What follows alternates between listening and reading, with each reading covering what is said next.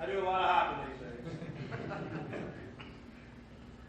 Good. Well, it's good to see everybody here today. We'll have to continue this arrangement for probably the next month and a half, and then hopefully I'll be able to walk on the stage in some fashion or another. So we'll see what happens. But I'm glad you're here today as we finish up our series on Get Off Your Donkey.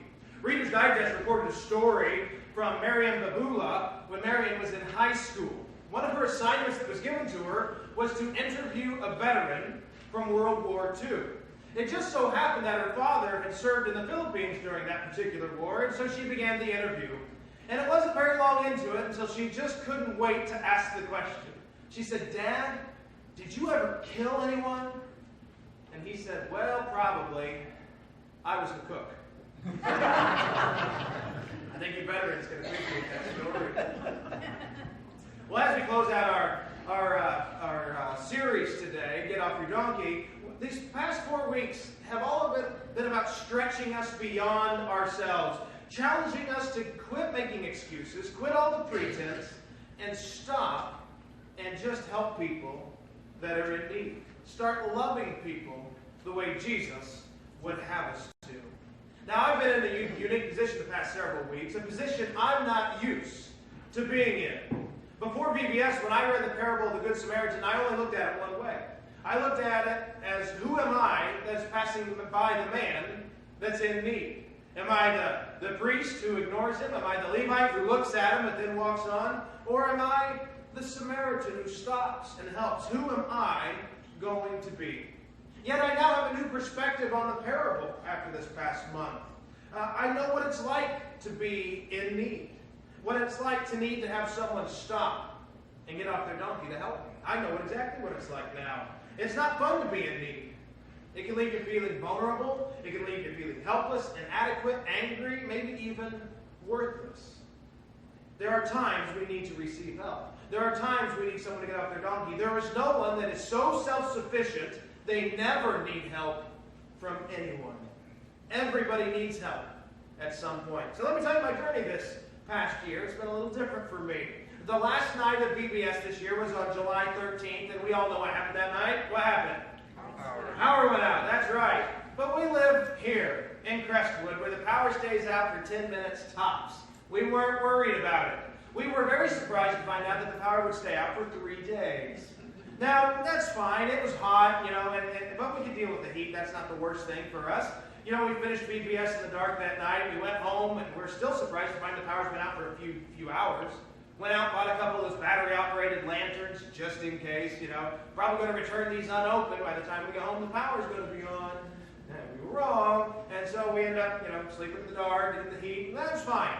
Next day, Missy got up with the kids, took them to a friend's house where they have air conditioning, and that was fine. And I started cleaning out the fridge. That was a mess. And our inside freezer was all defrosted. Had to get rid of it.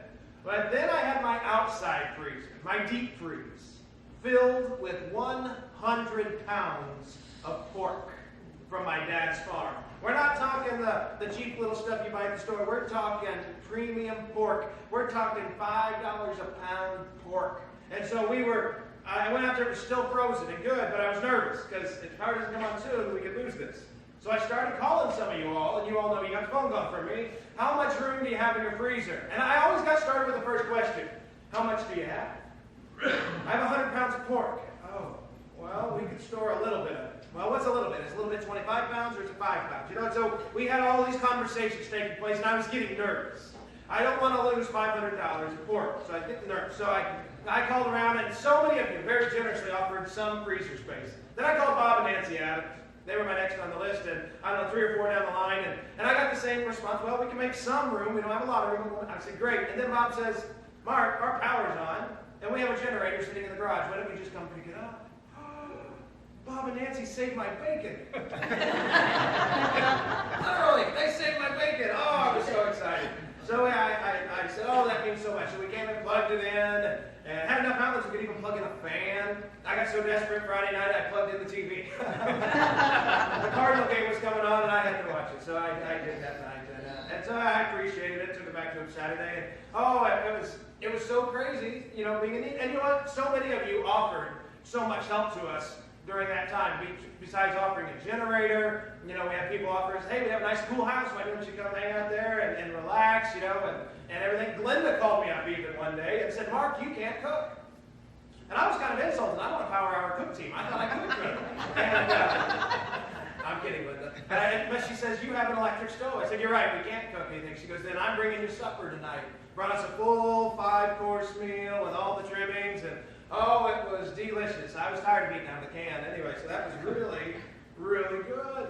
It was really overwhelming, everything that everybody offered to us during the power outage. The following week, I broke my leg. Yes. And the generosity of the church has been overwhelming to us. I was in the hospital for a couple of days, and all the meals that have come pouring in, all the cards, the offers of assistance and help. Kenny fixed the 2 wheelchairs here at the church, so I have many modes of transportation. I drive myself to work in the electric wheelchair, which some of you watched on Facebook this week. Thank you, Missy. And so I was able to get to work now, and everything's good. Eric's been mowing my grass for me, which I much appreciate. People have just been so generous. So we offer our thanks to everyone who's done so much to make this difficult experience not so bad. But as I got thinking about the help I received, it doesn't even stop there. Not just with the power outage, not just with the broken leg. The big help I received started last year. Last year, I went to see cousin in the hospital. He was going to be having a procedure. He was going to have a long recovery, so I went to spend time with him. Well, one day I was in operation, and his whole family had come to visit. And I got to meet a lot of his kids who I hadn't met before. I got to meet his track coach son, and we were talking running and everything, which of course is a big passion of mine. And Coach decides to offer some bit of advice. He says, did you know Mark likes to run obstacle course races? And his son's like, really, what do you run? I'm like, I run Tough Mudder and the Warrior Dash, and I'm going down all these races I've done. And then his son asked me an interesting question. He said, how many races have you run this year? Now, this was 2015. I started thinking about it. I said, come to think of it, I'm not sure I've run a race this year.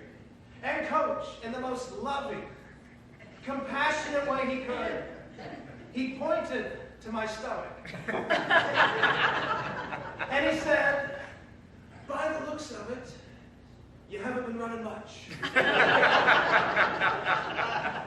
Now, we all laughed and had a good time. It was fun. We all had a good joke about it. His kids were making fun of him. Dad, you're laying in a hospital bed and you're making fun of his stomach. Come on. It was a great hoot. We had a great time. I went home that day and I stepped on the scale. I don't know where that 30 pounds came from, but it had shown up, and I didn't see it, but Coach did. And I said, I've got to do something about this. And so starting January 1st, I said, that's it. I got to make some changes. And so in January, until the time I broke my leg, this year I ran 170 miles. That is a total of 27 and a half hours. That's 32,000 calories that I burned and lost over 15 pounds. And I was excited. I was going to top 400 miles this year because I was just starting to ramp up my miles. And I was excited. Every Sunday, I couldn't wait to see Coach come in the door and tell him what I'd done. And I'd break my own records. And I was doing really, really good. Coach was so impressed by the commitment that I made that this shoe right here, there is a matching one to it. This shoe right here, he bought me a brand new set of Nike running shoes. I believe they're Pegasus. And I tell you, I got to use them a few times, and I would just blaze down the road. And I was so excited. And then 2 weeks later, I broke my leg. Now, the good news is, starting in February, the doctor says I should be able to start running again.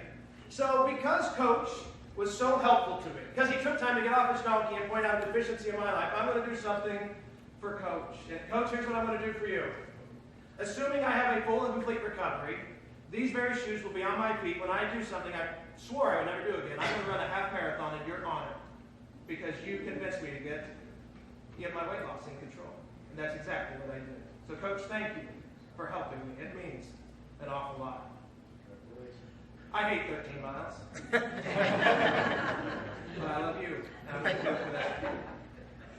When you take time to get off your donkey to help someone, you can change their life. Now, to be fair, I've looked online. It could take potentially a couple years to fully get my strength back in my leg and get running that distance. But there will be a day I cross that finish line because someone took time to get off their donkey and to help me. So whether it was a power outage, whether it was a broken leg, whether it was someone just pointing out a serious deficiency in my health, I've had a lot of help the past year. And I tell you all that because my family is not used to being the recipient of a lot of help. We're pretty self-sufficient people. We just take care of our own needs. We are glad to help other people when they're in need, but we just don't need to ask for a lot of help in life. We tend to be self-sufficient. But there is no one so self-sufficient that they don't need to ask for help from time to time. So the last few weeks have been very challenging for us. And so as we close out the parable of the Good Samaritan this morning, I originally wanted to spend time just looking at how can we ask for help when we need it. And that would be a worthy consideration of our time today, and it will be a part of it. But I don't feel that that's the best way to close out this series. So what I want to do is zoom out a little bit and look at a bigger picture. And I think it's going to help us when we find ourselves in a time of need. So let me begin by quoting lyrics from a TV show that's gone by many years ago. I'm going to quote one line at a time, and as soon as you think you know it, shout out the answer. Making your way in the world today takes everything you got. Any guesses here? Oh, we've already heard it. Yes, taking a break from all your worries sure would help a lot. Wouldn't you like to get away? Sometimes you want to go where everybody knows your name. That's right. The show is Cheers. Now, how many of you knew that? How many of you knew that? Okay, a lot of hands went up. Now, I can't say I've ever watched the show. I was not allowed to watch it growing up because, you know, relationships are built in a bar, and Dad was definitely not going to allow his kids to watch it. Now, the problem I have with the show is it says real relationships are formed in a bar. Now, that can happen. Let's be fair. I mean, some lifelong friendships and sometimes even marriages are formed out of being in a bar, and that's fine. But often bars offer counterfeit relationships because people ingest so much alcohol, it changes their personality and who they are, and they're trying to drown their sorrows, get away from their pain, and they're not dealing with real people anymore. When we find ourselves really in need, we need authentic, real relationships. We need healthy relationships. We need people who are real. And today what I want to look at is the dynamic fellowship of the church and how that develops real relationships in our lives and how that will help us when we're in a time of need. So when we talk about the dynamic fellowship of the church, there's three things. Number one, it builds meaningful relationships. It builds meaningful relationships. Many years ago in Japan, there was a company called Japan Efficiency Headquarters. And this was a Japanese company that would put together family reunions for families. That, you know, when a family was going to have a reunion, they would contact them to set it up. But there's just one little catch. The company would stage the family reunion with lonely, elderly family members, and the younger family members who were too busy to attend would hire actors to take their place at the family reunion. Now, I've looked for an American equivalent of this company, haven't found it yet. But what it says is JEH would provide people to visit with the older people. The older people would love to give a young married couple some advice on how they can have a lasting relationship. They'd love to hold a new baby that they haven't maybe done for a long time. And so these rent-a-relatives, if you were there instead of being actual family members. The Tokyo-based organization, this was back in the 1980s, would charge $385 for a 5-hour visit with one person. If you wanted a couple, it would be $769 for that time. Or if you wanted to rent a baby or child to go along with them, it would be $1,155. The president of the company is quoted as saying this: "We fill a hole in the heart." And then the CEO went on to say this: "The elderly know very well the relatives are fake. Yet they look forward to it anyway." Now, can you believe that? People are so hungry for interaction, they're willing to accept a counterfeit just to have someone in their life for 5 hours.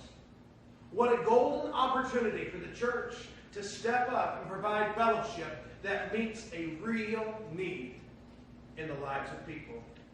Now, you can build relationships based on many different ideals. You can build relationships based on a sports team. I can remember the first time Missy and I went to Chicago with her cousin to go see the Cubs-Cardinals play. Of course, I went decked out in my Cardinals gear. Her cousin and wife were in their Cubs gear. And it was the first time Rick Ankiel got called up as a hitter instead of a pitcher. and all the fans in the stands were turning around to see the Cardinals fan. They're asking me questions. Oh, is this the greatest story or what? Never seen anything like it. We're going on and on. And we built a great time together, great conversation. All took place right then and there based on a common interest in a sports team. You can also build common interest on political views or musical interests. That's easy to do. There are people who are in AA that talk every day together because they have a common interest in getting rid of the addiction to alcohol. Some of the closest relationships you'll have in this world are family. It's the family you spend time with. You share a common heritage and ancestry, and so they're the closest people to you. But here's what's interesting. Out of all those categories, none of those relationships meets our deepest need for fellowship, because every one of those are temporary and a secondary foundation. Sports interests come and go. Neighbors move. Politicians disappoint. Children grow up. Even family members will let you down. Maybe you saw that bumper sticker years ago that said, "All men are idiots, and I married their king."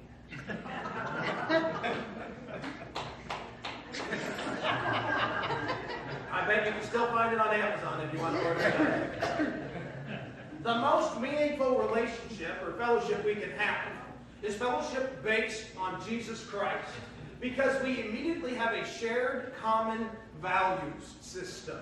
We believe in a standard of right and wrong communicated throughout the Bible, God's revealed word. We have a standard of morality. 2 Corinthians 6:14 says, don't team up with those who are unbelievers. How can righteousness be a partner with wickedness? How can light live with darkness? Other translations say, what fellowship can light have with darkness? You can't have a deep relationship with someone who doesn't share your moral values. Yes, you can have a relationship with them. Yes, you can enjoy your time with them. You may enjoy the same sports or music or even live in the same house.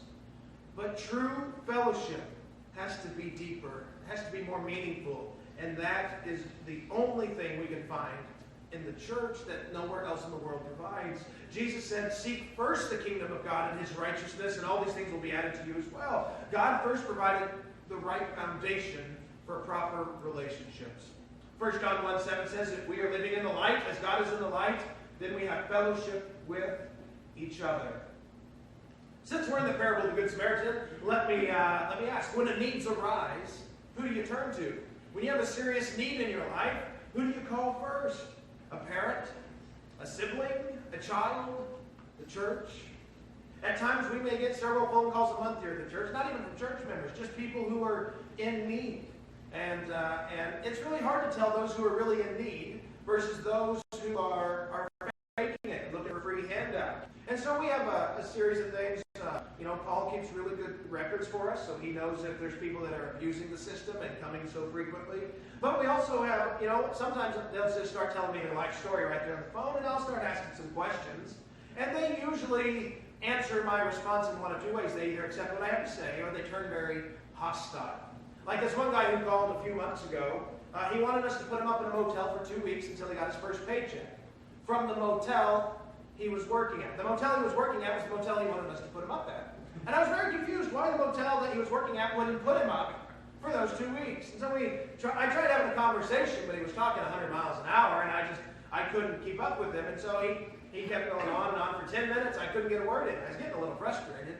And so finally he said, what can you do? And I said, well, listen, we don't provide housing. It's just not within our budget. It's not within our resources. We just don't have housing, but we do have organizations we connect people with that can provide housing options for you on a temporary basis. And so he said, oh, you're just trying to pass the buck off, aren't you? I said, no, I'm trying to give you some serious help, and if you want the help, you'll take some notes here. I said, we just can't do that. We just don't have the means to provide the housing. So he was proceeded to call me every foul, vulgar name under the sun, using the F word more times than I care to remember. So I hung up. I'm not going to listen to that kind of abuse. He called right back. And you would say, just let it go to the voicemail. Well, I would have. Except Linda is sure the ladies were working in the kitchen, and I knew they would answer the phone if we called back. And you don't want to have them hear that kind of language. There would be a problem. And so I answered it again, and I put him on mute so he couldn't hear me, and he just ranted, and eventually he hung up and never called back. No, it was frustrating to hear that call, and I didn't like going through it at all. But he was lying about his need. He was looking for a free handout from a generous church. We don't support those kind of habits here. We can't do that. That's not a good use of our resources. But sometimes there are people who really have needs, who come by and they ask for help. And sometimes we can't really afford to meet the needs that they have. Every now and then someone will call, I have a $400 power bill. I'm 2 months behind on the rent, I'm going to be evicted soon, and we think, oh my, I'm so sorry. But we just don't have the resources to meet those kind of needs on a continual basis. And it's so sad to see they have no relationship in their life that can help. And so they turn to a random church, hoping for a handout. That's why Solomon writes this in Ecclesiastes 4. 2 are better than 1, for they can help each other succeed. If one person falls, the other can reach out and help. But someone who falls alone is in real trouble. 2 are better than 1. 2 can help each other. But alone, you're in real trouble. And I see it all the time here when people call asking for help. There are times in our lives we're like the man in the parable of the Good Samaritan. We're in need. We're alone. We need someone to get off their donkey, and we need someone to help. That's when the church is at its best. You know, one of the ways the church can be helpful, though, is to be preventative on some issues. One of the things the church can do is to help you be prepared for disasters and emergencies in your life. And it's actually something the local fire department has asked us to become involved in, encouraging you to have an emergency ready kit at home in case there is a disaster or a power outage for 3 days, to make sure that you have your basic needs being met if you are cut off from communication and unable to get out of your home for a significant amount of time.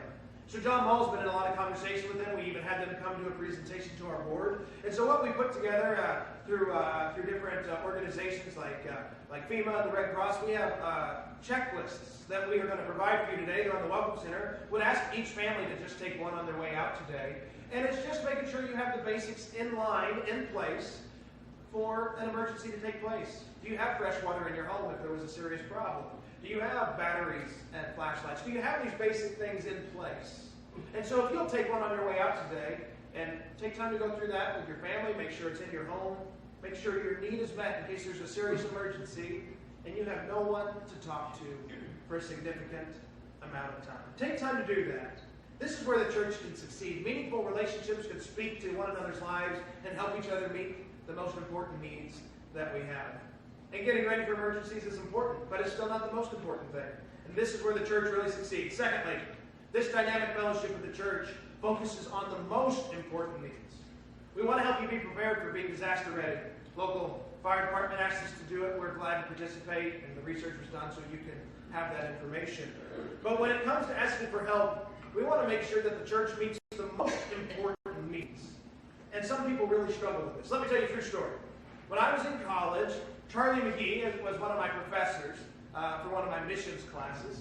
And we went through class one day, and he was telling us a true story about a small community in Illinois where he preached at the time. And they received information that there was a lady who was having a hard time getting through daily life. She had very little money each month to live on, and she lived in a trailer that was pretty run down. And so they said, okay, we'll go check it out. Small community. So they went over there, and they found that the information they had was not quite as detailed as it should have been.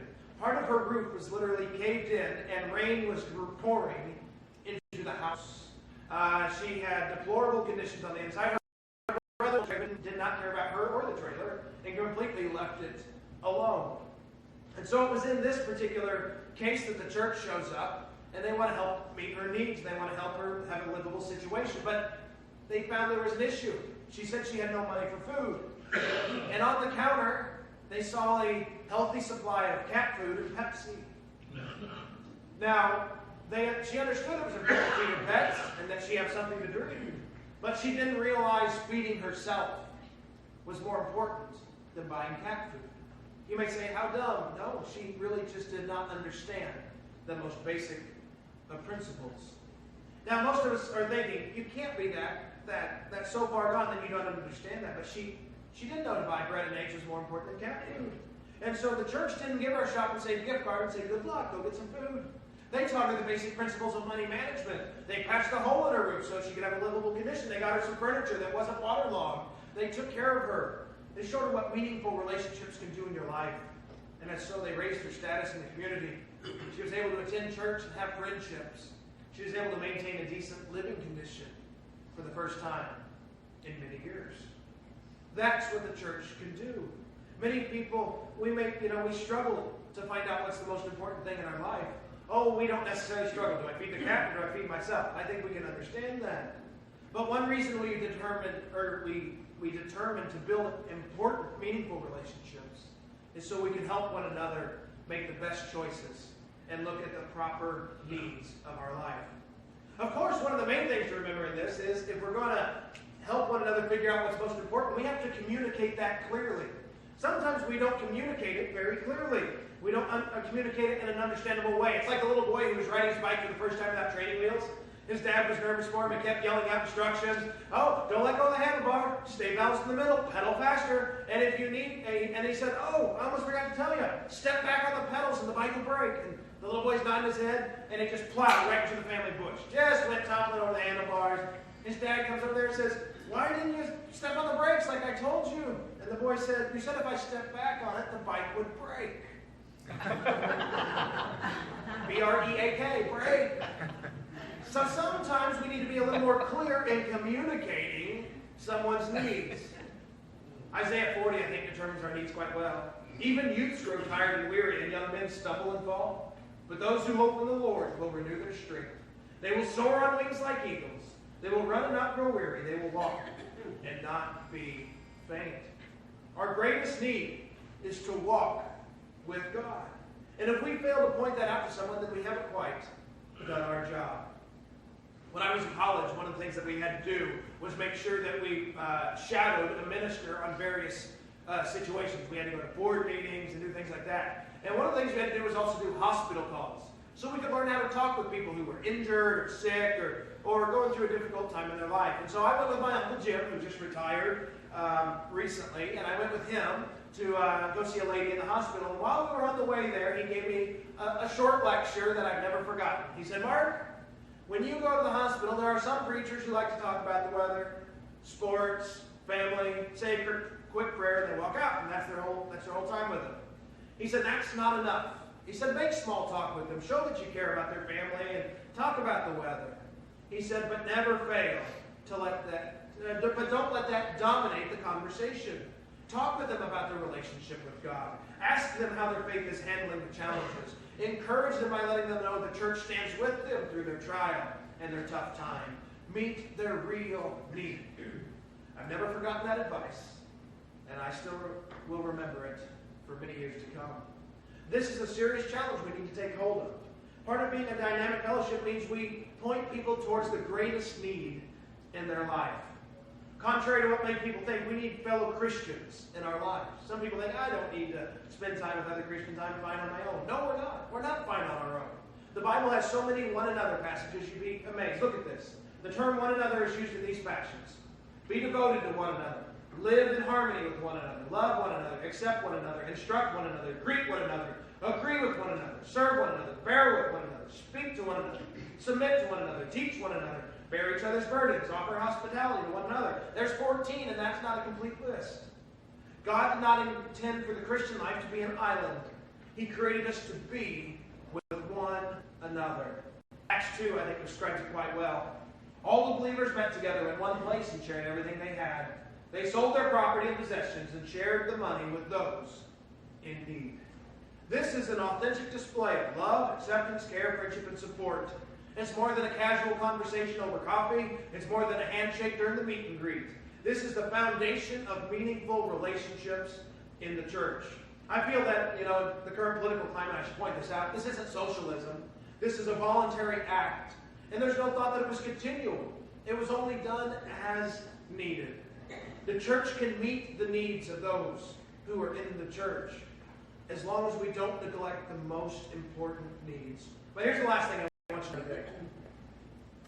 The dynamic fellowship of the church reminds each other our most important need has already been met. Our most important need has already been met. Sometimes we need a change of perspective. Sometimes instead of focusing on what we do not have, we need to focus on what we do have.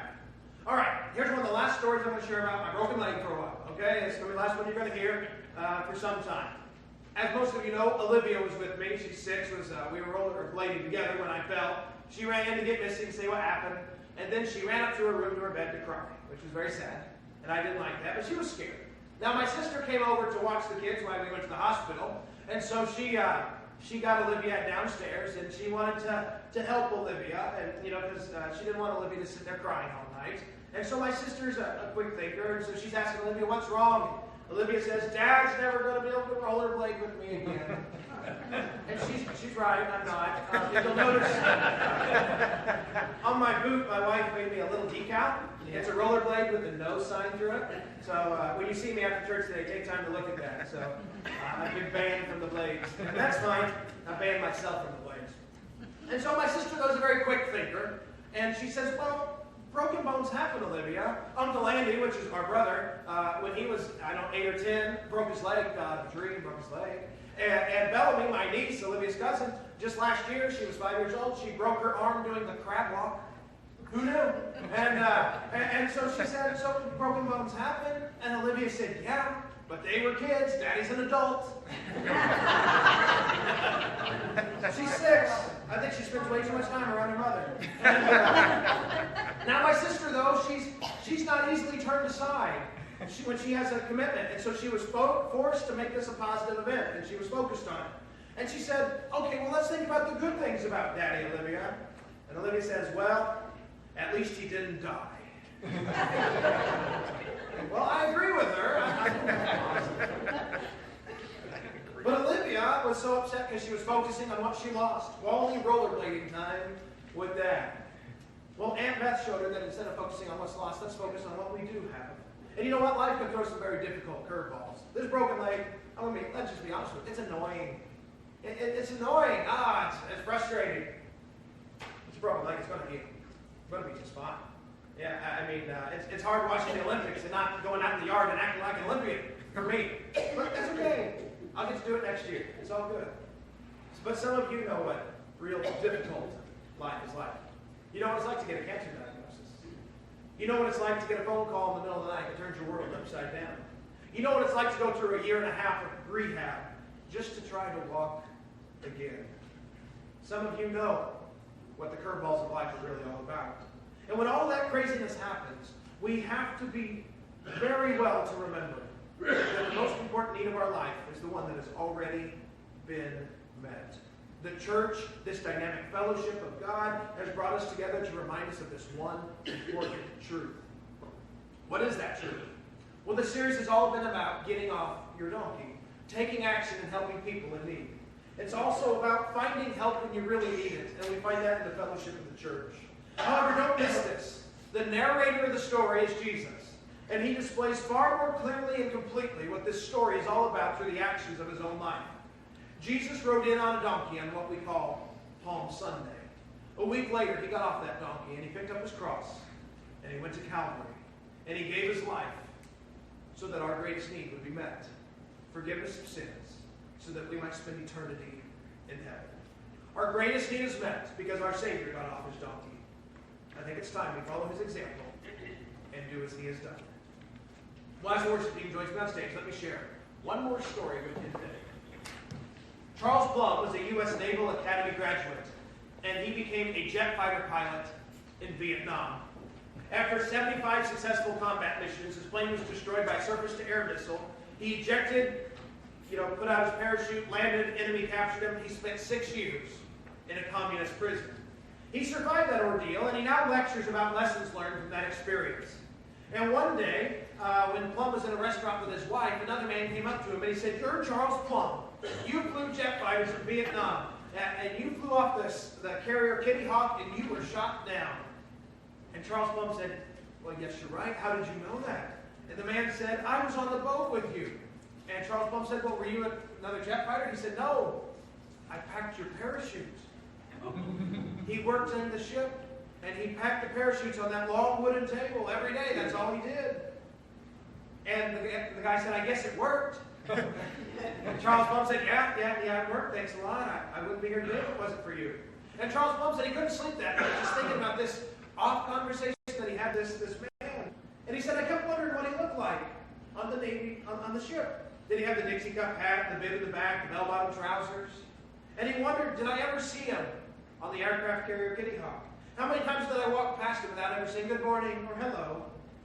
Because he was a sailor and I was a fighter pilot."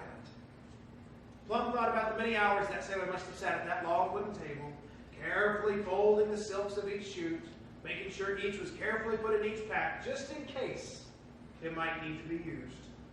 Now Plum, when he goes around speaking to the different organizations that he goes to, he asks the question, who's packing your parachute? Everybody has someone who provides what they need to make it throughout the day. This series has all been about making sure that we pack one another's parachutes. It's what the church does for each other. The great news is Jesus packed the most important parachute we'll ever need to have in our lives. This morning, if you've not trusted that parachute into the hands of our Savior, you need to do so today. You need to make a decision to come forward